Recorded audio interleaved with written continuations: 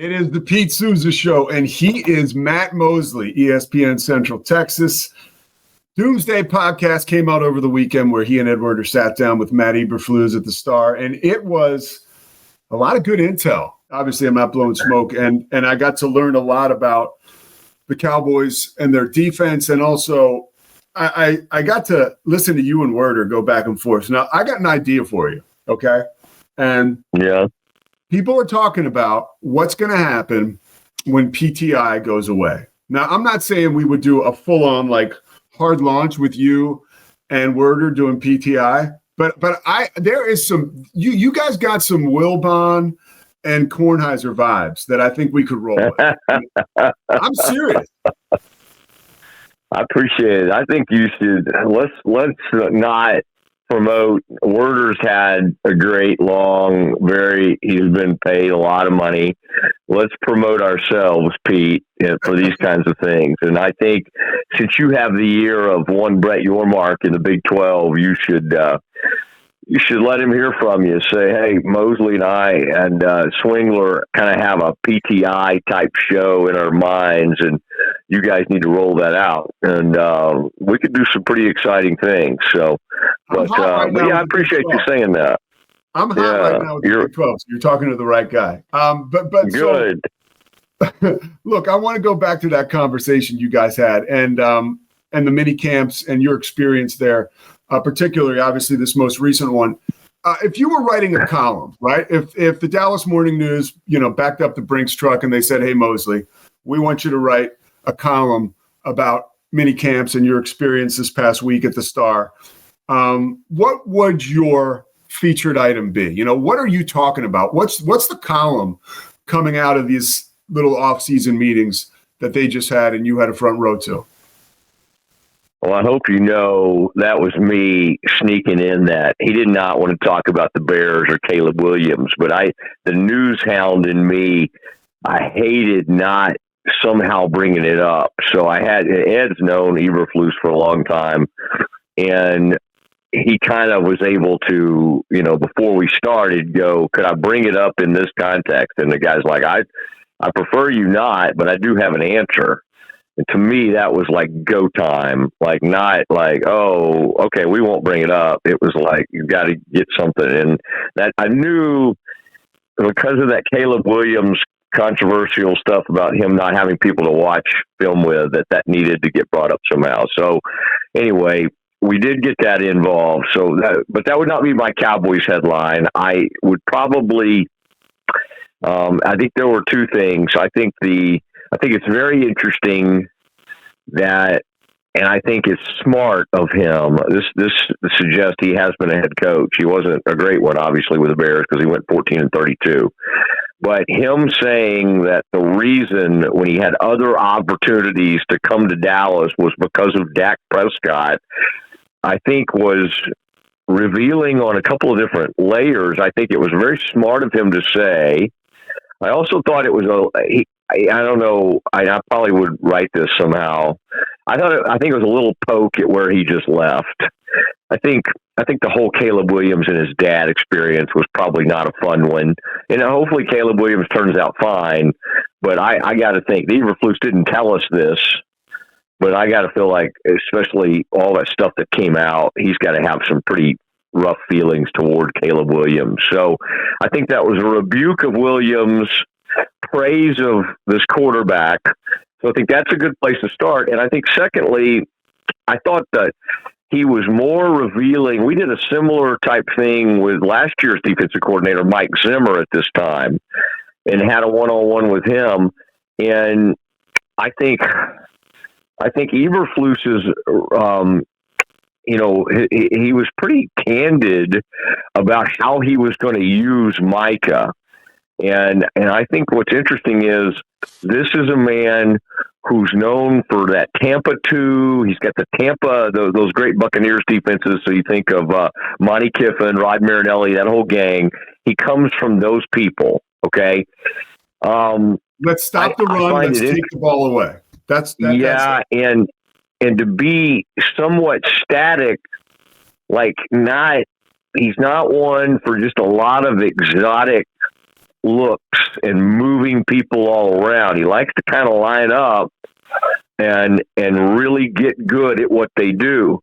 And I thought that was interesting because he was basically right away, he said, we've got to continue moving him around. So I think that was a kind of alluding to who he's been in the past and what he knows he needs to do with Micah. But I think he understands that, and I didn't bring this up, but I also think a part of my column would be this is a great situation for the Cowboys and for Eberflus because he has tanked in his head coaching opportunity. All right. It went extremely poorly. But if we think about it, Dan Quinn was an absolute league-wide joke for what happened against the Patriots in the Super Bowl, and then his time fizzled out from there with the Falcons. He rehabbed his image and his career, and then now he's gone on. Now he's looked at as like one of maybe the better head coaches in the league with Washington. So, man, I think there's a lot to this, and I think Eberflus has some great opportunities here. I think the greatest thing, Pete, Scotty, is that this guy is known as the linebacker whisperer. And all these pass rushers / linebackers, the off-the-ball linebackers and the guys that were pass edge, kind of edge type guys, all of them had their greatest years under Eberflus. So I think that bodes well for a team that has really kind of tried to load up at linebacker, has some very interesting linebackers, including some guys that will be coming back from injury. And so I think that's something to build around, like great pass rush combined with some really good runaround linebackers. And I think that's what Eberflus delivers. I want to dig in a little bit on the statement you made about because that grabbed me too when he talked about the Jones family and Dak Prescott being two of the reasons. Yeah, that's the two things that everybody wants to complain about are the reasons he says, the main reasons at least, that he came to the Cowboys. Was that PR on his point, or is that real? Both. Okay. Like he's obviously polished enough to know that those are great things to say. I think, as I said, I think it was a little bit of a poke at where he came from, because what he's essentially saying is established ownership, established quarterback needed to get back on firm ground. All right. That's a poke at where he just came from at Chicago, whether he was totally meaning to or not. That's what that is. But also, I do think that people end up loving Jerry, and it's, people fall under the spell of the Jones family, and it is Stephen and Jerry. There's just something that happens, and I think Eberflus probably did feel good about his time here, and probably felt pretty untethered if you think about it. When he left the Cowboys, he thought he was going with Josh McDaniels to the Colts, and then Josh reneged on that gig and ended up, I believe, staying with the Patriots at the time, and so the Eberflus was just out there dangling. But I believe it was Frank with the Colts, right? I mean, he did. But Frank Reich basically didn't even know this guy, and somehow they got him to stay. I mean, maybe it was those daughters. Now I'm finding out those daughters of Irsay, man, I kind of like this crew. They're down there wearing headsets and stuff. I know. I'm afraid that could give Jerry an idea. I mean, I could see Jerry, man, just deciding, you know what? I like that Irsay daughter down there wearing a headset on the sideline. Maybe I need to do that. Well, that sounds like something Jerry would love to do. Yeah. Boy, Charlotte is the smartest by far. I mean, she really could. I mean, honestly, if they put Charlotte in charge, I mean, Cowboys might be back in a Super Bowl within 2 years, but they're just don't think they're ever going to do that.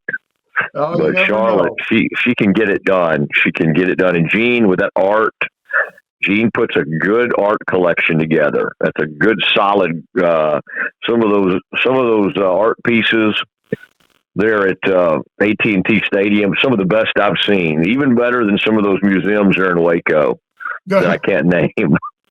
I can't really name. So look, we go from the luxury box to the owner's box to the art gallery to now back on the field. Micah Parsons. What's the deal? Wait, hold on a second. Hold on 1 second. I just remembered the name of a Waco museum, the Mayborn Museum. Oh, that's a nice museum. Okay. No, I've never been in there. I don't know what they got. Maybe have some dinosaurs or something. I mean, I love a good dinosaur track. They got some of those outside of town. Swingler's, I guarantee, have been out there on doing something because he likes to camp and do weird stuff. But he's been out there to see some of those dinosaurs. Okay, now what were you saying, Pete? I'm sorry. The Micah Parsons. Yeah, like it seems like he can't help himself, like and can't stay away. Like, but isn't he supposed to be holding out? Like, what's the deal there? Yeah, one of the worst holdouts I've seen. He's not good at it. He's not wired for it. He doesn't have the stomach for it. He can't stay away. He's already got a house out in Oxnard if this thing doesn't get done. Now, the reporting on this thing and the negotiations have been so weird because, and Clarence Hill is a good buddy of mine, but he used to be a Star Telegram. He's with something called DLLS now, which is some kind of, it's a podcasting group. They got some interesting people there.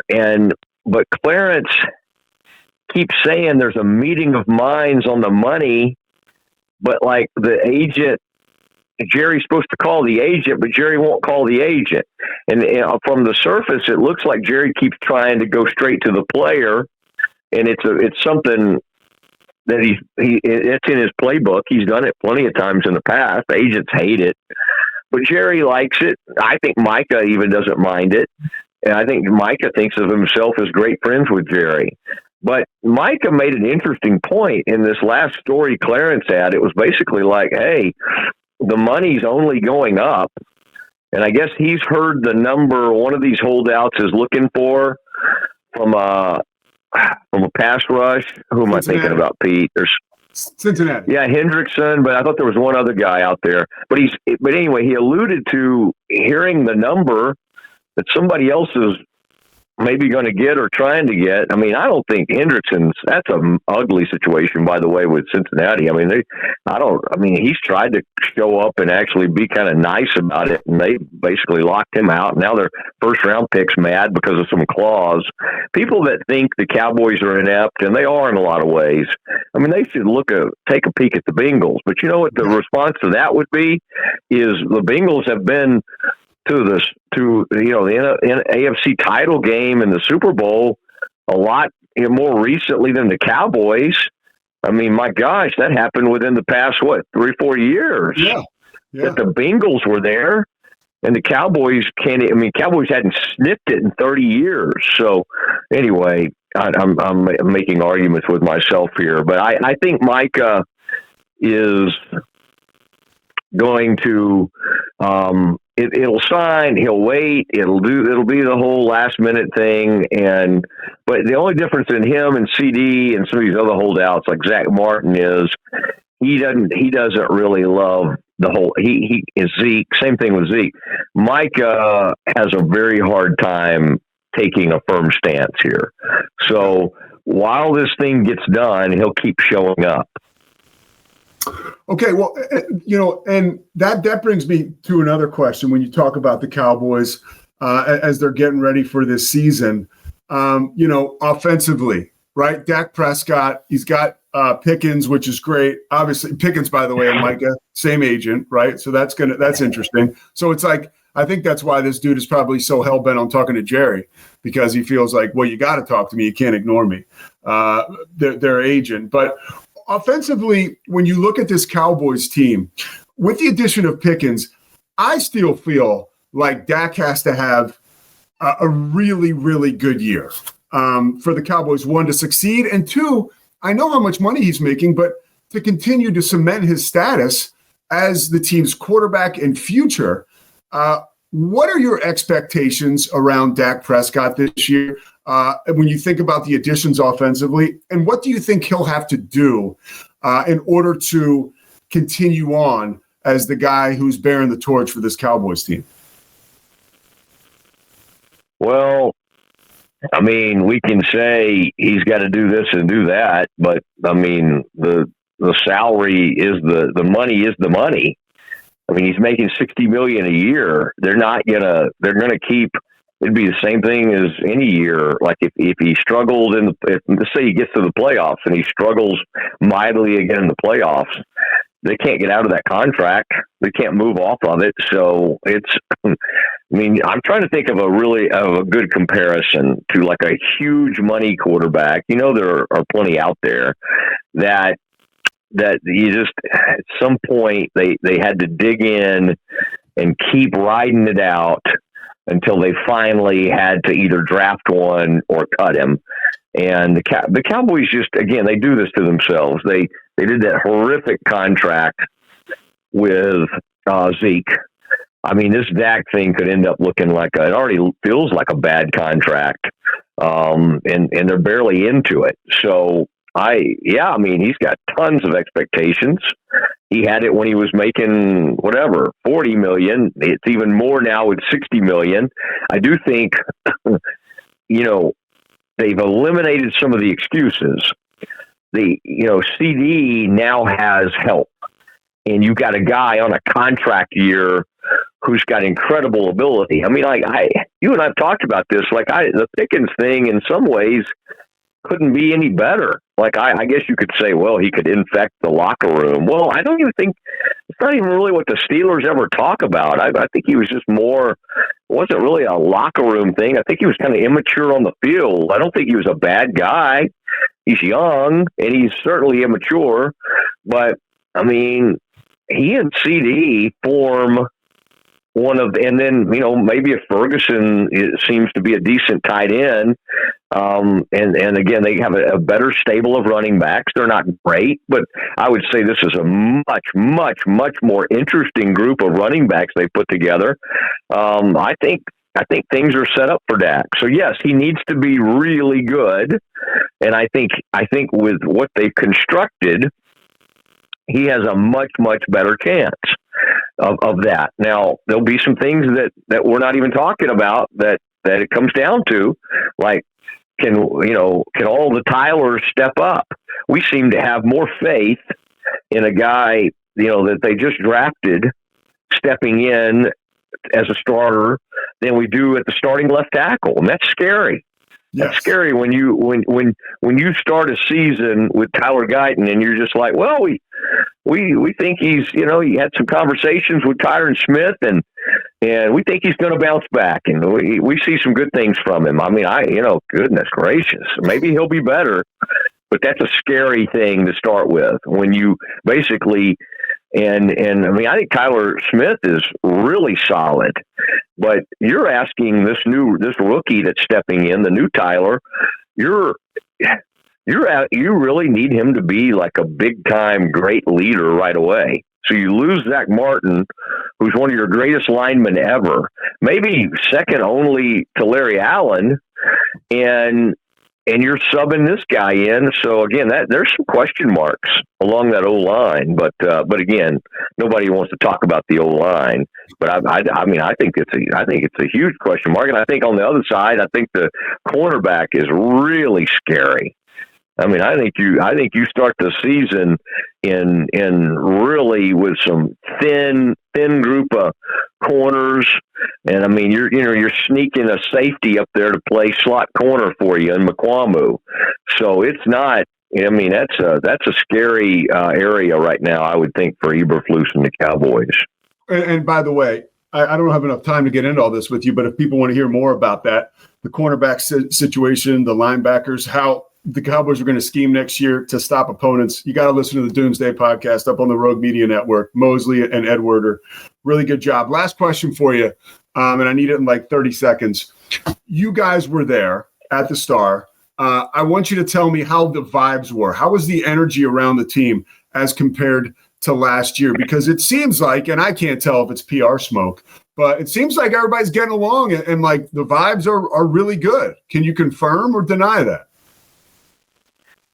Well, I kind of spent so much time with Eberflus. I only know about his vibes. I did kind of see some of the players and was around Dak, and there is a tremendous amount of energy, and it seems to be really flowing down from Brian Schottenheimer. So I think all of that is positive, and I feel like it's similar to the vibes between us. And, I think the only way this thing would have been better is if you let Scotty get a word in edgewise, but we'll save that for next time, We will save it for next time. All I want to hear at some point, maybe late in the season, maybe in a playoff run, I just want to see Brian Schottenheimer with the team around him. And I want to hear him say, there's a gleam, man. There's a gleam. I need to bring out some old Marty stuff. And then I'll be 1,000% on board. That's good. Okay. We'll certainly look for that. All right. Matt Mosley, ESPN Central Texas. You can also catch him on affiliates and radio stations all over Texas and Louisiana. All right, Mose, we'll check you next time, man. Appreciate it. All my best.